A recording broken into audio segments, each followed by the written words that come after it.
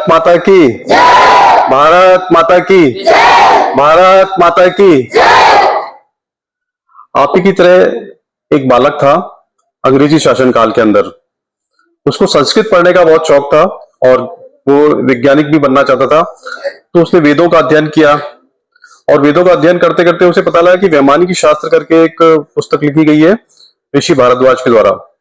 उसने उसका भी अध्ययन किया और वो उस किताब को पढ़ने के बाद उसको पता चला कि पुराने जमाने में अनेक तरह के विमान भारत में उड़ते थे। तो उसने कहा कि मैं भी कुछ ऐसा करता हूं मैं, है ना। उस समय तो पूरी दुनिया में कोई विमान था नहीं। तो उसने बहुत मेहनत करी। उसको जो भी सामान मिलता था, घर का सामान हुआ, है ना, बांस बल्ली हुई, कपड़े हुए, उनको जोड़ करके और कुछ ईंधन वगैरह का इंतजाम करके उसने बहुत सालों तक मेहनत की।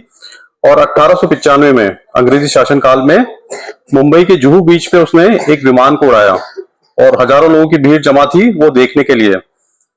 और वो विमान 1500 फीट की ऊंचाई तक भी गया। तो आधुनिक युग में विमान उड़ाने वाला वो जो व्यक्ति था, पहला व्यक्ति था, उसका नाम था शिवकर बापूजी तलपड़े। क्या नाम था?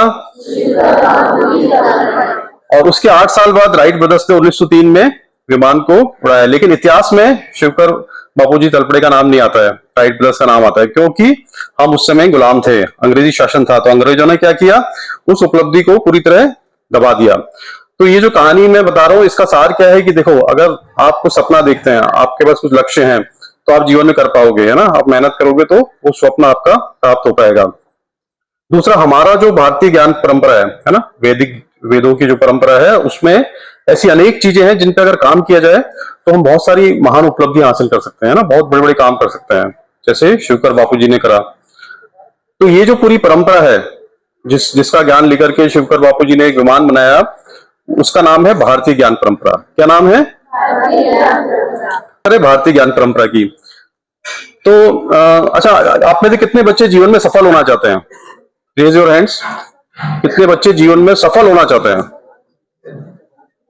हाँ, हाथ नीचे कर लो। तो सब लोग जीवन में सफल होना चाहते हो। सफल होने के लिए बहुत जरूरी है कि हमारे पास ऐसा कुछ हो, हमारी कोई ऐसी उपलब्धि हो जिसपे हमको गर्व हो। तो आप लोगों ने ऐसा क्या कार्य किया जिसके लिए आप गर्वान्वित महसूस करते हैं? ऐसा कोई कार्य किया आज तक जिसके लिए आपको गर्व की अनुभूति होती है, जो आपको इंस्पायर करता है, मोटिवेट करता है? तो मैं कहता हूं कि हम सबके पास एक ऐसी उपलब्धि है जिसके लिए हम गर्वान्वित हो सकते हैं। हम अपने आप को, है ना, प्राउड से फील करा सकते हैं, मोटिवेट हो सकते हैं। और वो उपलब्धि है कि हम सब भारतीय हैं। क्या है? हम सब भारतीय हैं। और भारत का अर्थ ही बहुत सुंदर है। क्या अर्थ है भारत का? हम जिस देश में रहते हैं उसका क्या अर्थ है, उसके नाम का?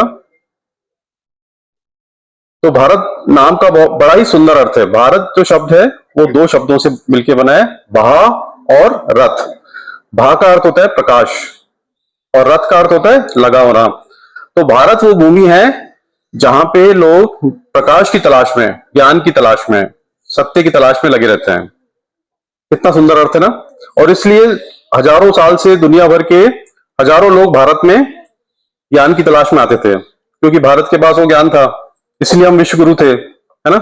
यहाँ नालंदा, तक्षशिला, विक्रमशिला, काशी जैसे विश्वविद्यालय थे हजारों साल पहले, जहाँ हजारों 10-10 हजार विद्यार्थी पढ़ते थे पूरी दुनिया भर के, है ना। शिक्षा के क्षेत्र में हम अग्रणी थे। तो भारतीय ज्ञान परंपरा का प्रारंभ जो होता है वो होता है वेदों से। कहां से होता है? वेदों से। वेदों की संख्या कितनी है? कौन कौन से हैं? ऋग्वेद, यजुर्वेद, सामवेद, अर्थवेद। तो ये 4 वेद हैं। और इन चारों वेदों के भी 4 हिस्से हैं ना, संहिता, ब्राह्मण ग्रंथ, आरण्यक और उपनिषद। उपनिषद अंतिम हिस्सा है, इसलिए उसको वेदांत भी कहते हैं। वेदों का अंतिम हिस्सा होने के कारण उसे वेदांत भी कहते हैं। और उपनिषदों की संख्या कितनी है? 108। कितनी है? 108।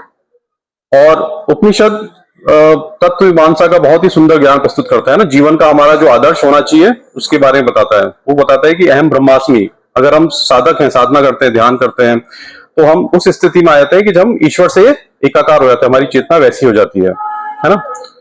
एक बार सब हाथ जोड़ेंगे, हम उपनिषद की एक प्रार्थना करेंगे। अस्तु मा सद्गमया तमसो मा ज्योतिर्गमया मृत्योर्मा अमृतम गमया। हे ईश्वर, हमें असत से सत की ओर लेके जाएं, हमें अंधकार से प्रकाश की ओर लेके जाएं, हमें मृत्यु से अमरत्व की ओर लेके जाएं। धीरे से आंखें खोल लेंगे। तो उपनिषदों के बाद में आता है षट दर्शन। किसी ने नाम सुना है? भारतीय ज्ञान परंपरा के 6 दर्शन है ना, जिसमें सारा तर्कशास्त्र है, सारा वैज्ञानिक आधार है। तो वो 6 दर्शन है, मैं बोलूंगा 6 दर्शन है, उनका नाम आप दोहराएंगे। पहला सांख्य दर्शन, योग दर्शन, न्याय दर्शन, वैशेषिक दर्शन, वेदांत दर्शन और मीमांसा दर्शन। तो ये 6 दर्शन है जिसपे हमारा विज्ञान का आधार तार्किक है, पूरी संस्कृति हमारी तार्किकता है वो इसके अंदर है। और इसके बाद आगे चलते हैं तो 18 पुराण आते हैं। कितने पुराण हैं? और 18 पुराणों को संकलित किया महर्षि वेदव्यास ने। और वो उन सबका सार क्या बताते हैं? अष्टादश पुराणेषु व्यासस्य वचनद्वय परोपकार पुण्याय पापाय फलपीडनम। तो महर्षि वेदव्यास कहते हैं 18 पुराणों का एक ही सार है। पुण्य क्या है? परोपकार करना, दूसरों की सहायता करना ही पुण्य है। और दूसरों को पीड़ित करना, दुख पहुंचाना या ऐसी भावना भी लेके आना, वो ही पाप है। कितना सुंदर अर्थ है। तो भारतीय ज्ञान परंपरा आगे बढ़ती है तो उसमें रामायण, महाभारत और श्रीमद् भगवद गीता का ज्ञान जुड़ता है। रामायण की कहानी किस किसने सुनी है? Raise your hands. 50% बच्चों को पता है। चलो मैं बताता हूँ। रामायण का कहानी है श्री रामचंद्र जी की और सीता जी की, है ना। तो श्री रामचंद्र जी वनवास जाते हैं, 14 वर्ष का वनवास। किसके लिए? क्या क्या ऐसा होता है कि उनको 14 वर्ष के लिए वन में जाना पड़ता है? पिता के वचनों का पालन करने के लिए, पिता की आज्ञा का पालन करने के लिए 14 वर्ष के लिए वनवास जाते हैं। अच्छा, हम में से कितने बच्चे हैं जो माता पिता की और गुरुजन की बात मानते हैं? कितने बच्चे मानते हैं? सब मानते हैं, बहुत अच्छी बात है ना। तो पिता के वचनों का पालन करने के लिए 14 वर्ष तक वनवास जाते हैं। और वनवास के अंत में किसका अपहरण हो जाता है? देवी सीता का। कौन कर लेता है? तो तुमको तो सब पता है ना। तो फिर वो क्या करते हैं? अयोध्या से सेना नहीं बुलाते हैं। वो राजकुमार तो अयोध्या के थे, वो क्या करते हैं? उसी क्षेत्र में जो वानर रहते हैं उनकी सेना बनाते हैं और हमला करते हैं। सबसे शक्तिशाली राजा था रावण उस समय, और उसको पराजित करते हैं, है ना। ये रामायण की कथा है। और इस कारण से हम श्री रामचंद्र जी को बोलते हैं मर्यादा पुरुषोत्तम, है ना। उनकी पूजा भी करते हैं हम, विष्णु के 10 अवतारों में उनको मानते हैं। महाभारत की कहानी किस किसको पता है? Raise your hand. महाभारत की कम बच्चों को पता है। महाभारत में 2 पक्ष होते हैं। एक होता है कौरवों का पक्ष और एक होता है पांडवों का पक्ष। तो कौन धर्म का प्रतीक है? पांडव। और अधर्म की ओर कौन है? तो धर्म के साथ कौन खड़े हैं? श्री कृष्ण, है ना। और कुरुक्षेत्र के मैदान में जब विश्व का सबसे बड़ा धनुर्धर कंफ्यूज हो जाता है, स्ट्रेस में आता है, वो कहता है कि मैं युद्ध नहीं करूंगा क्योंकि जो सामने है वो सब मेरे भाई हैं, है ना। मेरे भाई हैं, मित्र हैं, चाचा मामा हैं, गुरुजन हैं। तो कृष्ण उसको 18 तरीके से, अलग अलग तरीके से बताते हैं, ज्ञान देते हैं। और वो 18 अध्याय बनते हैं गीता के, है ना। 18 योग है वो। तो 700 श्लोक और 18 अध्याय श्रीमद् भगवद गीता में है। उपनिषदों का सार है श्रीमद् भगवद गीता। तो जो भारतीय ज्ञान परंपरा एक नदी के समान है। जैसे गंगा नदी बहती है ना, तो प्रारंभ कहां से होता है? गौमुख से होता है। फिर आगे जाकर के गंगोत्री में भागीरथी और अलकनंदा नदियां मिलती हैं। हरिद्वार के अंदर और वो विस्तार होता है। उसके बाद और वो नदी आगे बढ़ती है तो उसमें कई सैकड़ों नदियां मिल जाती है समुद्र में पहुंचने तक, है ना।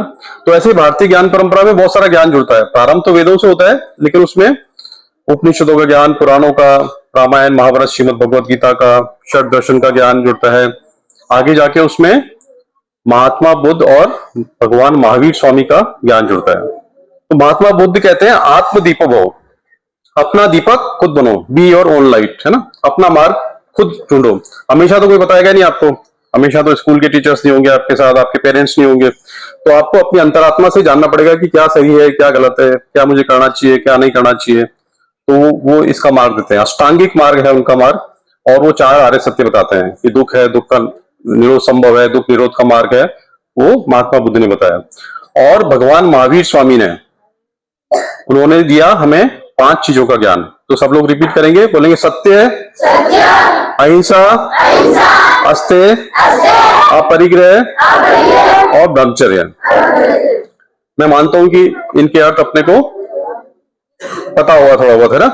इसके अलावा उन्होंने दिया अनेकांतवाद का सिद्धांत, जिसका अर्थ है कि सारे जो मत है वो सापेक्ष हैं। कोई भी बात हम कहते हैं तो सापेक्ष है, तो हो सकता है कि अलग अलग दृष्टिकोण से अलग अलग लोग किसी मत को व्यक्त कर रहे हैं और सब लोग सही हों। तो अनेकांतवाद का सिद्धांत ऐसा है कि जिससे पूरी दुनिया में शांति आ सकती है। देखो, भारतीय ज्ञान परंपरा में एक तो अनेकांतवाद का सिद्धांत है, दूसरा एक एक हमारा मूल मंत्र है जिसको हम बोलते हैं वसुदेव कुटुंबकम। सुना है ना ये? इसका अर्थ क्या है? वसुदेव कुटुंबकम का अर्थ क्या है? पूरी पृथ्वी एक परिवार के समान है ना। अयम निज परोवेति गणना लघु चेतसाम, अयम निज परोवेति गणना लघु चेतसाम उदार चरिता नाम तू वसुदेव कुटुंबकम। तो ये मेरा है, ये तेरा है, कौन करते हैं? छोटी बुद्धि वाले लोग। और जो उदार चरित्र वाले हैं उनके लिए तो पूरी पृथ्वी एक कुटुंब के समान है। तो अनेकांतवाद का सिद्धांत, वसुदेव कुटुंबकम, ये अगर पूरी दुनिया समझ जाए तो पूरी दुनिया में जितनी भी लड़ाइयां हो रही हैं वो सब क्या होंगी? खत्म हो जाएगी, है ना। सारे संघर्ष, सारे जो है वो सब खत्म हो जाएंगे, है ना। तो भगवान महावीर की बात करें तो भगवान महावीर 24वें तीर्थंकर हैं, पहले नहीं है। वो जैन परंपरा के अंतिम तीर्थंकर हैं और वो परंपरा भी हजारों साल से भारत में चल रही है। तो वो भी भारतीय ज्ञान परंपरा का हिस्सा है ना। इसमें आगे जाते हैं तो आदि शंकराचार्य और बहुत सारे भक्ति संत हुए पूरे भारत के अलग अलग हिस्सों में, है ना। कबीर, मीराबाई, रैदास, दादू, नानक, सिखों के 9 गुरु हुए। और अभी पिछले 100-200 सालों में स्वामी विवेकानंद, स्वामी दयानंद सरस्वती, योगानंद परमहंस, इस तरीके से बहुत सारे ऋषि मुनि का ज्ञान इस पे जुड़ गया। तो अब आप पूछोगे कि ये भारतीय ज्ञान परंपरा सिर्फ धर्म के बारे में है, अध्यात्म के बारे में है? नहीं, ऐसा नहीं है। इसमें विज्ञान भी है, इसमें गणित भी है, इसमें आयुर्वेद भी है, इसमें निर्माण कला भी है। हर तरीके से वो चीजें जो मनुष्य के जीवन को बेहतर बना सकती है वो सब इसमें है। चलो मैं आप लोगों से प्रश्न पूछता हूं। आप बताओ कि विद्युत का आविष्कार किसने किया था? इलेक्ट्रिसिटी का इन्वेंशन। हम सब लोगों का जीवन जो है वो इस पे डिपेंड करता है, इलेक्ट्रिसिटी के ऊपर, बिजली के ऊपर। बिजली ना हो तो क्या होगा? ना टीवी चलेगी, ना मोबाइल चार्ज होगा, है ना, ना बल्ब होगा, ना पंखे चलेंगे। तो बिजली का आविष्कार किसने किया था?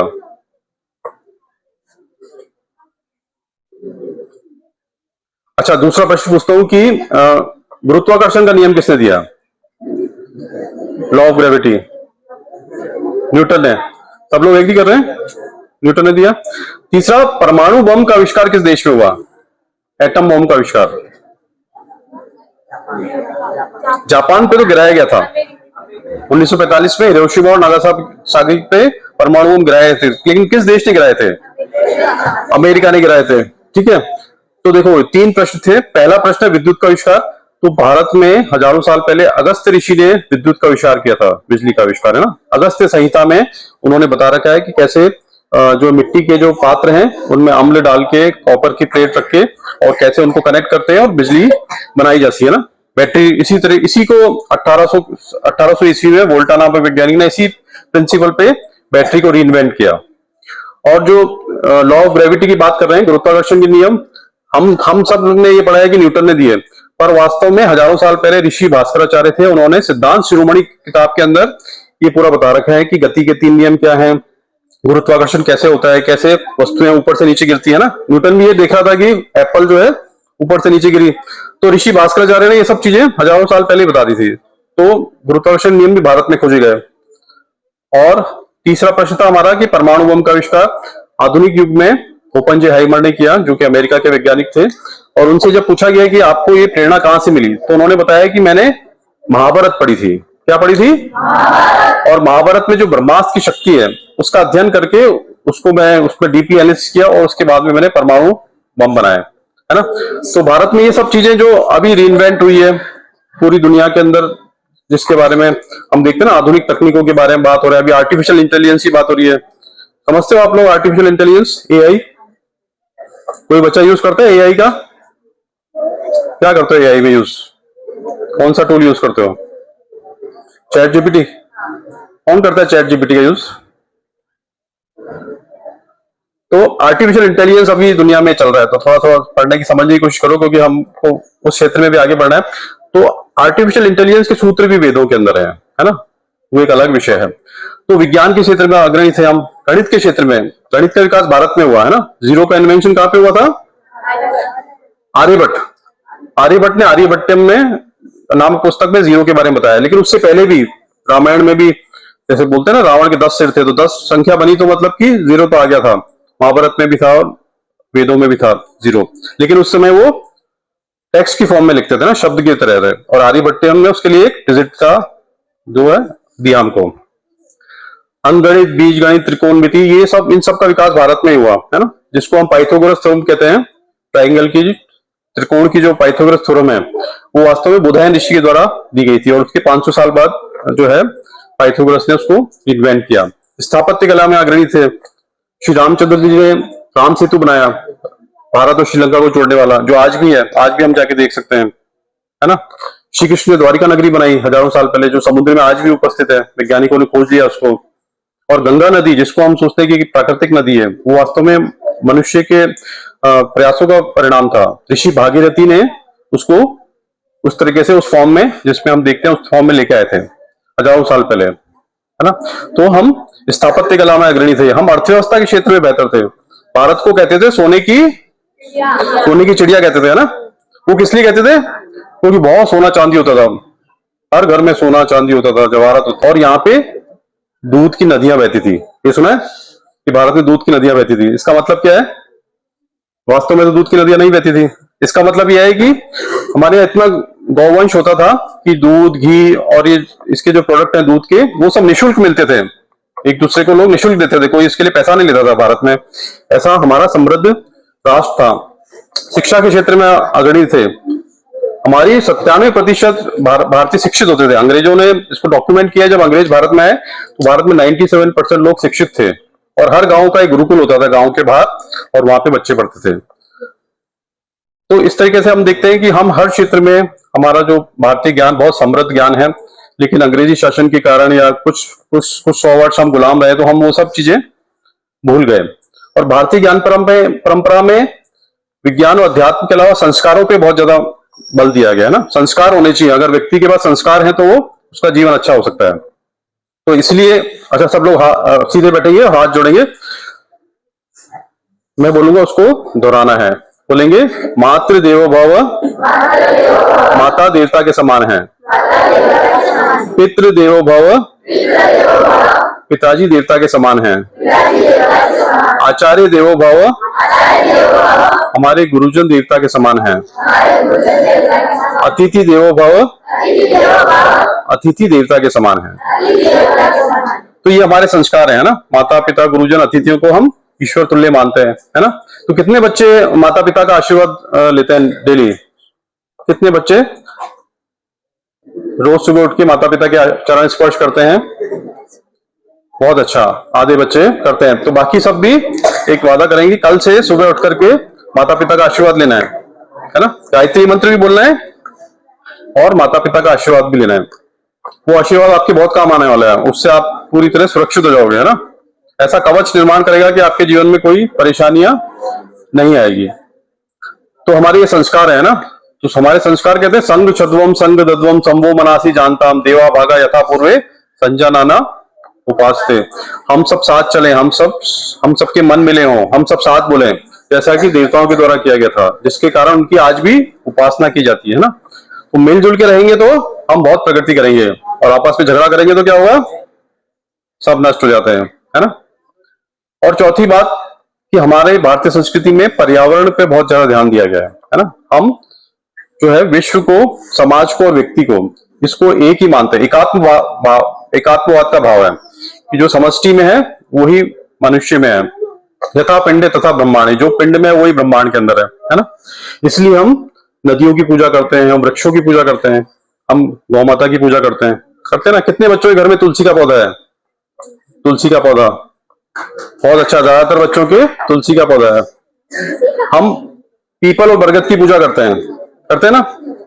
तो जब हम पीपल और बरगद की पूजा करते हैं, तुलसी की पूजा करते हैं, वृक्षों को, तो हम वृक्षों को काट नहीं सकते, है है ना। हमारी संस्कृति क्या बोलती है, वृक्षों के साथ में सामंजस्य रखना है ना, उनको बढ़ाना है। अच्छा, कितने बच्चों ने कोई ना कोई पौधा लगाया है कभी लाइफ में?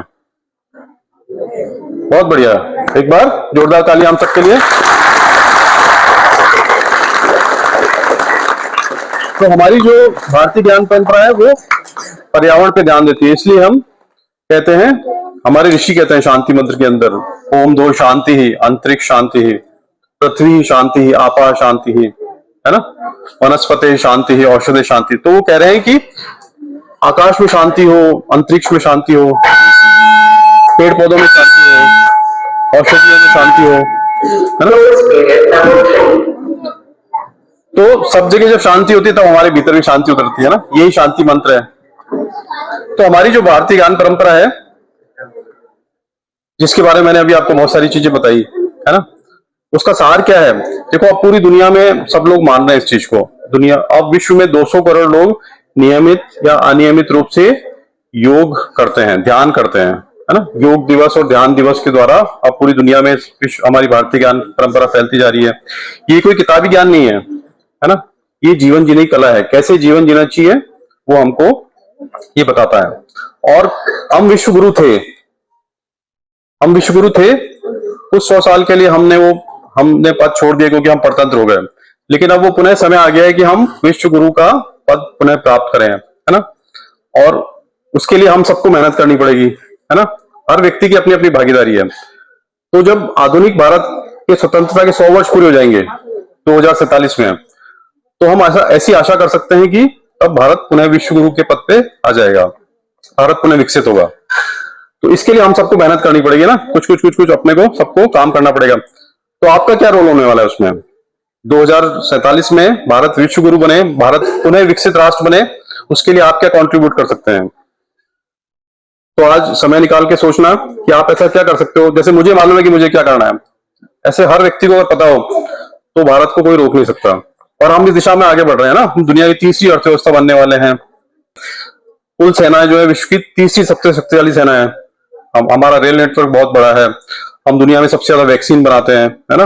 कोरोना काल में हमने करोड़ों वैक्सीन भेजी विदेशों के अंदर, है ना। अंतरिक्ष, मंगलयान, चंद्रयान, ऐसे यान हम अंतरिक्ष में भेज रहे हैं। तो भारत वापस से हर क्षेत्र में वापस आगे बढ़ रहा है और विश्व गुरु हम बनेंगे निश्चित रूप से। लेकिन हम सबको थोड़ा थोड़ा कॉन्ट्रीब्यूट करना पड़ेगा, हमको अपना अपना रोल बनाना पड़ेगा। आपको इसके लिए पहले सोचना पड़ेगा कि आप जीवन में क्या करना चाहते हो, आप किस प्रोफेशन में जाना चाहते हो और क्या कर सकते हो। तो जब हम कर पाएंगे ये, तो हम वापस अपने देश को वो स्थान दिला पाएंगे, है ना।